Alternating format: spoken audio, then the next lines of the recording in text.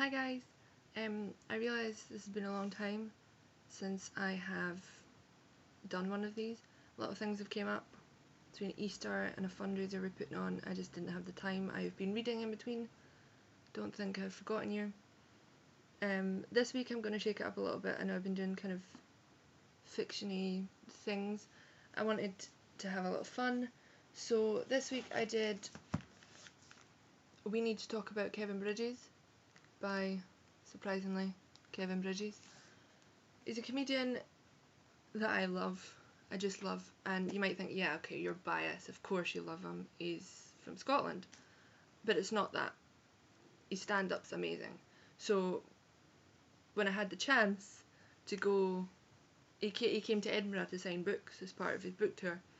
So I thought, I have to go. I'd already missed an opportunity to see him at a signing before. A couple of years ago when I was at college. I chose the wrong day to skive and the wrong day to arrange a meeting with my political theory teacher, so I missed it. So I couldn't miss it this time, so I went along, met him and stuff, got a selfie. Oh, I'm sorry. I'm just kind of choosing over here. Yeah. So anyway, not that you need to know any of that. I'm going to be doing this book. I'm not going to tell you much about the author because I think that's kind of pointless considering the fact it's an autobiography. All I'm going to tell you is that he's a comedian, born in Glasgow, raised in Glasgow, funnily enough, and I have tickets to see him in October. It's nothing to do with that. He's only 27 at the time of writing this, but he has somehow managed to pack quite a lot into it, including 4 little snippets of photos, so there's quite a lot in here. It's very interesting. There's not a thing on the back apart from a quote, but I don't think that's something that I should read out. What I will do though is I will read out the bit on the inside, you know, on the inside sleeve, just because it seems like what should be on the back. So here we go. It's a little quote from Kevin at the beginning. First of all, I have never written a book before. You probably haven't either. So there we have it. A connection is established between reader and writer. Then it says, aged just 17, Kevin Bridges walked on stage for the first time in a Glasgow comedy club and brought the house down. He only had a 5-minute set, but in that short time he discovered that he could really earn a living making people laugh. From making people laugh. Kevin began life as a shy, nerve-ridden schoolboy whose weekly highlights included a cake-bombing attack by the local youths. Reaching his teens, he followed his true calling as the class clown, and soon after was arrested for kidnapping Hugh Grant from his local cinema on a quiet Saturday night. That's a funny story, by the way. This was a guy going somewhere, off the rails, seeming most likely. Kevin's trademark social commentary, sharp one-liners and laugh-out-loud humour blend with his reflections on his Glaswegian childhood and the journey he's taken to become one of the most loved comedians of our time. Then it finishes with a quote again from the book that I love. Hopefully now you'll take this over to the till and I can accompany you for the next wee while. That's the benefit of bookshops. Reading a little bit and then deciding if the author deserves to be part of your carefully selected 3-for-2 deal or part of your next train journey, your next bath, your next shite. And I think that pretty much sums up the book. It's brilliant. Anyway, I'll probably jump between the narrative and the material here because they're kind of intertwined, so bear with me. The narrative is very conversational, which I love. I love when autobiographies do that. I know it's not a biography, so obviously it's going to be conversational. But sometimes you get autobiographies that are conversational at some points and then more kind of a bio at others.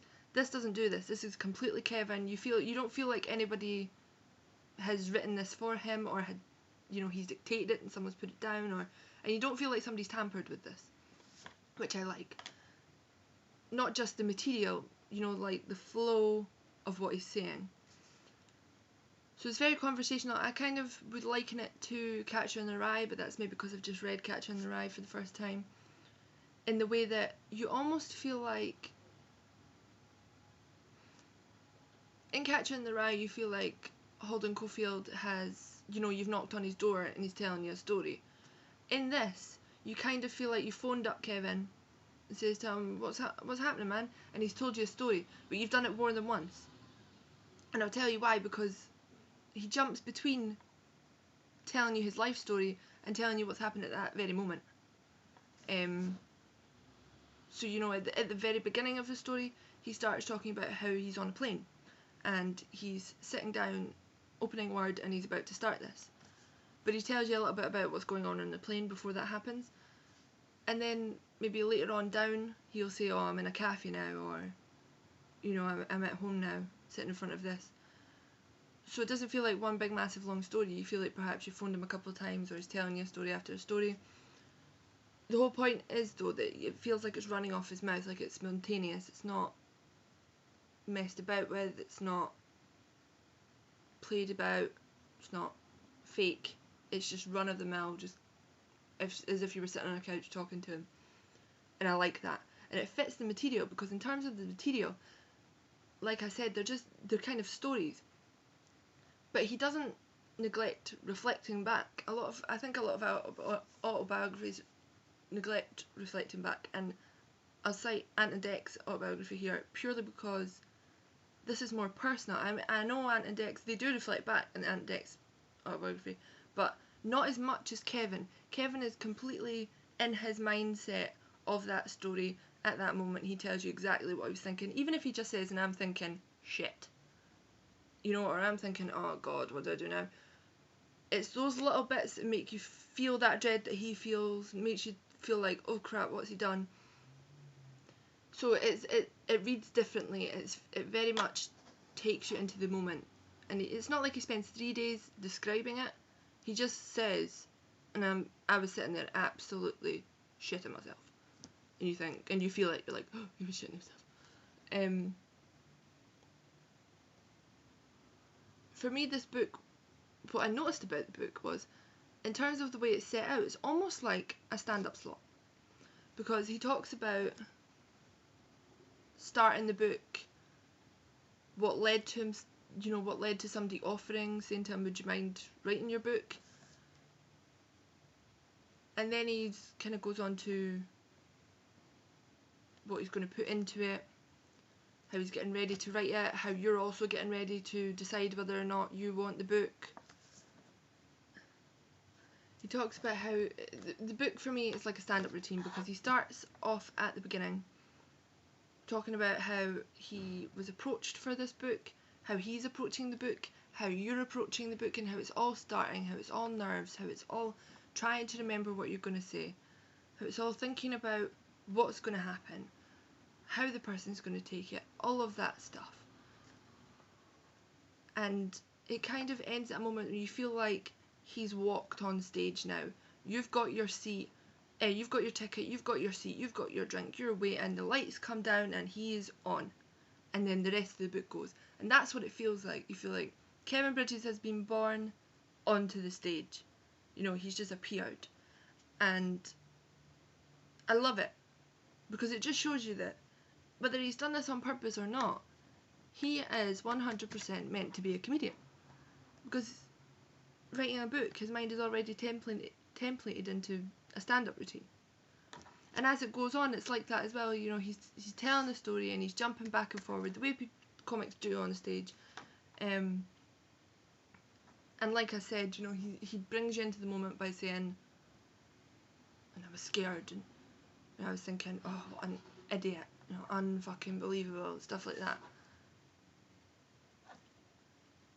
And it gives you that moment, that relationship you have with a stand-up comedian, where they are trying to make sure you know exactly what they're trying to say, and he does it very well in a book, something which I am quite envious of, because he does it very well without going on. He does it in the space of like 2-3 words, which he can do because it's conversational. See, it jumps. It's also like stand-up, because it not only do you get to sort of like, you don't feel like he's ending when you get to the end of the book. You don't feel like, you know, he's finishing his routine and he's going off stage now. You almost feel like, you know, that break in the middle, that interlude where they go, I'll be back in 5 minutes. That's what it feels like at the end. And I love that the whole thing feels like stand-up routine, because in terms of his material, it's very much like that as well. When I watch him on stage, I feel like he talks about feeling like in between generations. Well, not in between generations, but because his brother is like 10 years older than them, he doesn't, you know, he feels like there's a big massive gap there. And it's noticeable to him. And it's kind of noticeable when you watch his stand-up, for me. Because the guy's 27, he's the same age as my sister, so there'll be some things that I don't understand that I can't really relate to, that maybe my sister would relate to, that my mum won't. But there'll be things that my mum can relate to that me and my sister won't, and there'll be things that I relate to that they two don't. And it's obvious when the three of us are sitting watching his stand-up, it's obvious. And also when my sister's boyfriend watches it, he'll laugh at things that neither of us laugh at. So it's obvious, you know, there are things that men relate to that we don't. And maybe things that we laugh at but don't quite get, just find funny. You know, like when he's talking about, I don't know, being a young boy and watching porn with his mates and things like that. Things that just we don't get. And I think the material in the book is very much similar. He talks about some things you understand, like he talks about Wizadora, and he made me look up the song on YouTube, The Dick. He talks about that I relate to, and I was telling my mum about it, and she kind of remembers the video but doesn't remember any of it because she didn't watch it, obviously. And he talks about songs that I don't understand, that I don't know, but I'll still laugh at what he's saying about them. He talks about Football Manager, all these things that, you know, either you get or you don't get. But what's brilliant about it is there's enough that you get, and the stuff that you don't get is still funny. So it's not like you go, I don't understand that, I'll just skip that bit. It's still funny. It's still important to the story. So if it wasn't funny, it would be kind of off-putting, because you'd be like, I don't understand that, so I don't understand what you're now saying. He talks about football as well, which I can only kind of relate to because I'm not really a big football fan, especially since he's a fan of, one of the Glasgow teams.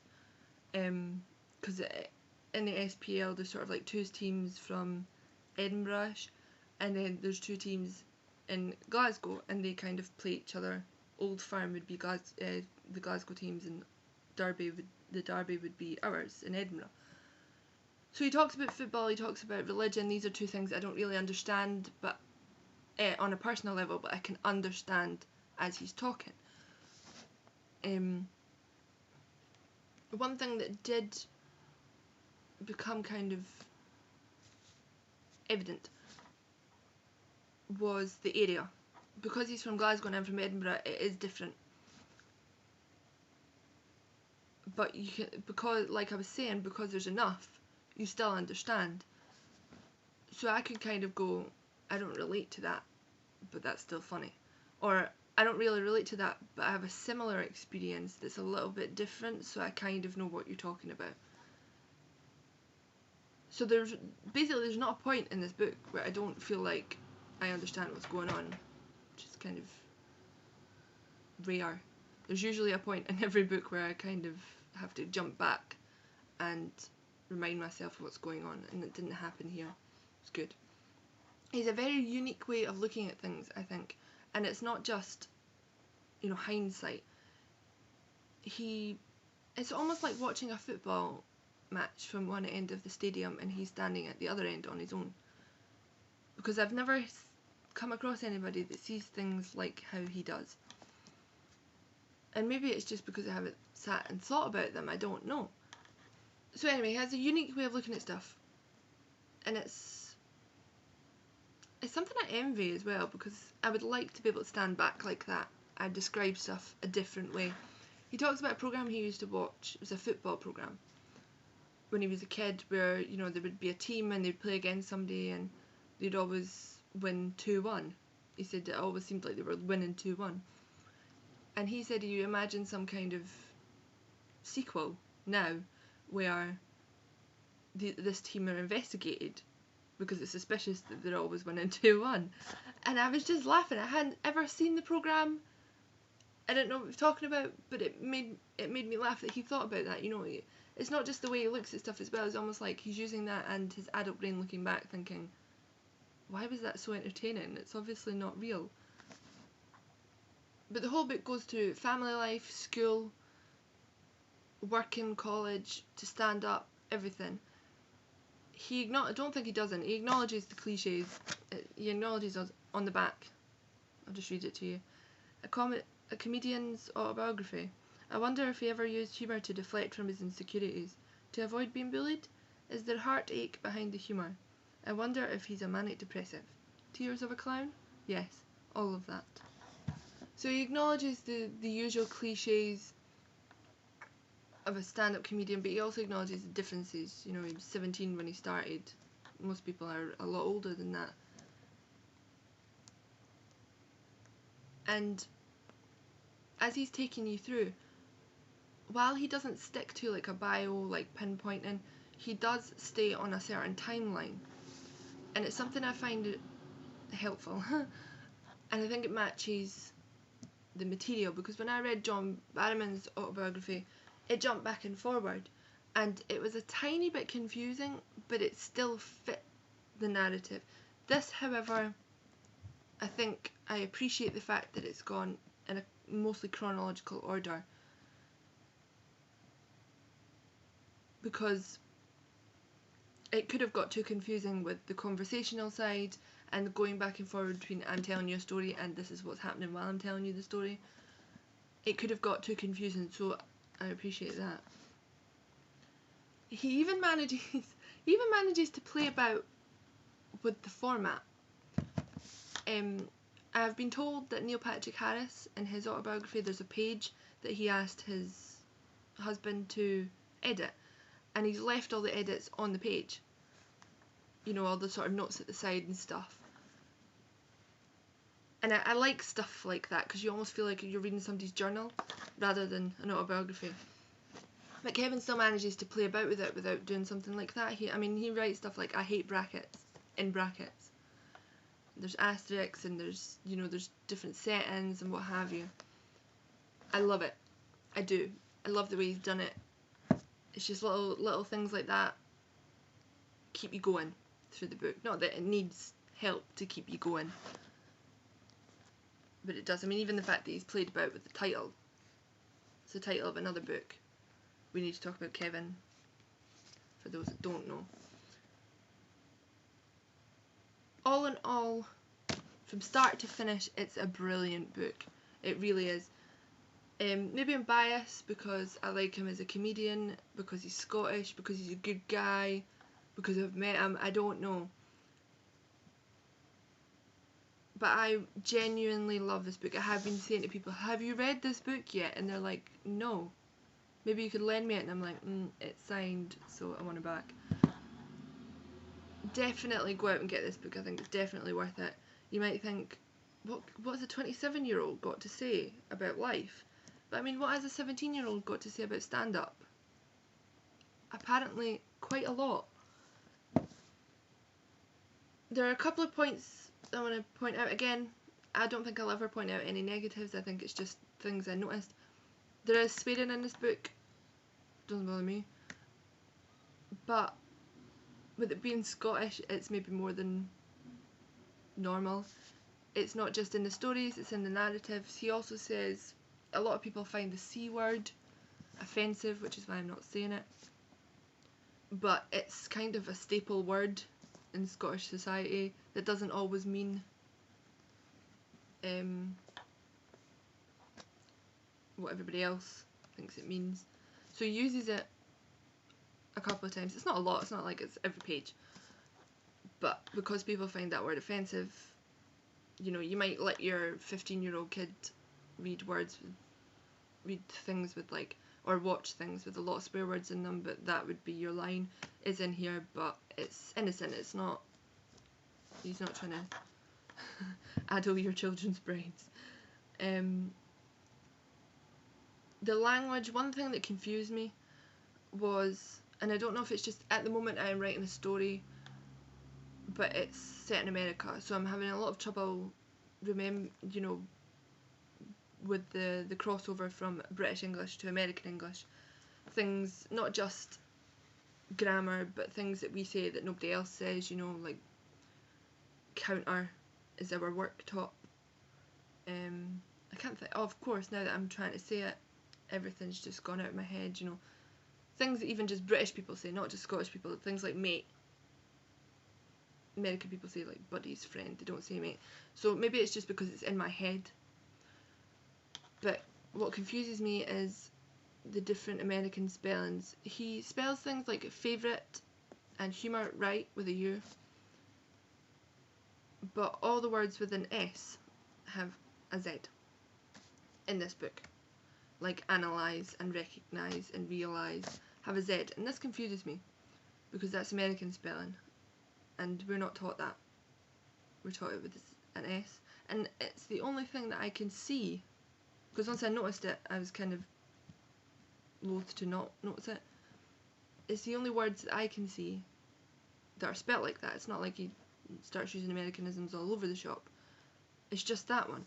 So I don't know if that's somebody editing it, or if that's just what his word processor has done when he's done it, or if it's in there to combat the Scottish grammar and phrases. I don't know what his reason is, if he even has one. And there might be somebody sitting there saying, no, you can spell them both ways, don't you know that? No, I don't know that. As far as I know, British English is an S in these words. But if it had been, like if he had missed out the U's in like favourite humour, then maybe I would have thought, well, it's just automatically formatted itself to the United States. But he doesn't. So that would have to come up on his word processor. But anyway, it's not something that annoyed me. Again, there are no negatives, I just noticed it because it's in practice right now in my life. Overall, I would give this book a 9 out of 10. The only reason that it would be a 10 out of 10 is because I don't want to get your hopes up. I don't think I'll ever give a book a 10 out of 10 because there's always room for improvement. Not that I've noticed any. So basically my 9 out of 10 is a 10 out of 10. I would definitely say buy this. I have told a few people to buy it. My mum finds it hard to concentrate on reading books. She just has too much going on. And I'm so determined for her to hear it that I'm actually reading it to her chapter at a time, because it's the only time she can concentrate is when someone's talking to her. Sometimes. So I'm reading it to her a chapter at a time. That's how determined I am that people should read this book. I think there's something about the way Scottish people write that resonates especially with Scottish people. This book, John Barrowman's Autobiography, Ian Rankin books, they all resonate with me. But I think it's because the narrative, when they bring the thoughts into it, you can identify with it, as something you've either thought or could have thought, like you hear it and you go, I've had that thought. Like there's a part of the narrative where something happens, he goes, he's at church. He had to get up before 8 o'clock in the morning. He says, getting up at before 8 o'clock on a Sunday morning, unfucking believable. And you've had that thought when you've had to be up that early in the morning with a lack of sleep for something that probably isn't worth it, in his experience, and in mine for whatever it was, and you get up and you think, oh, I can't do this, unfucking believable. And I don't know if that's just a Scottish way of thinking or whatever. It resonates because you can relate to it. And the same goes for like Ian Rankin books, things like that. So maybe that's why. One thing that I will say is this is available on audiobook, and it's Kevin himself that's reading it, which I like, because I think if you were to take a book like this, written by a 27-year-old guy from Glasgow, you are going to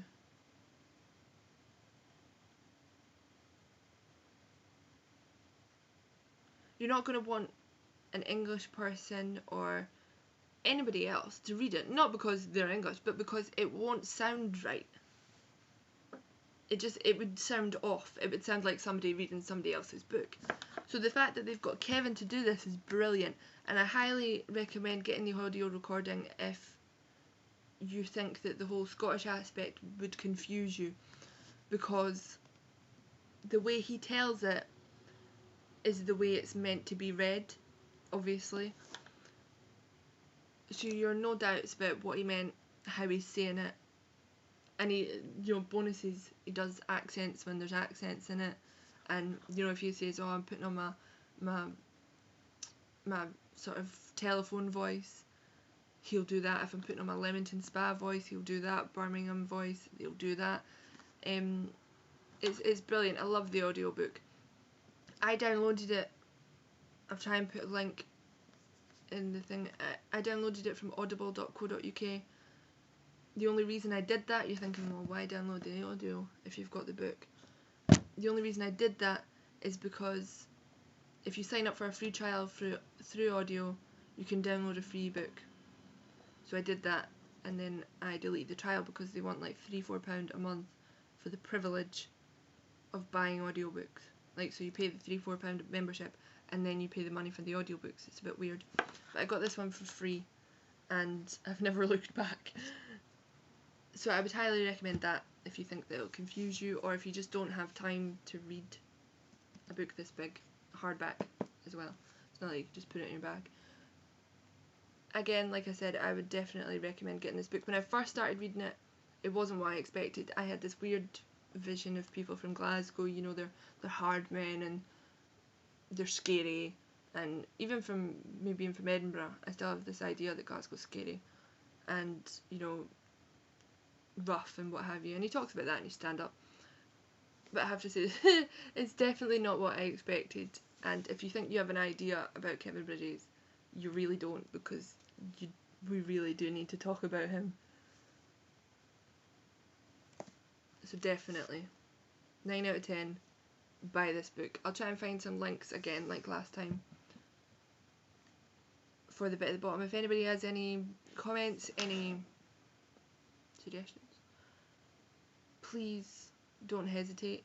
I know it's been a while, but I will try and pick this back up again. And sorry again for the lighting. I've tried to fix it, but for Scotland it just seems to be very bright. I don't know why. It's raining as well. So anyway, yes, reiterate, buy this book or I'm judging you. Thanks. Bye.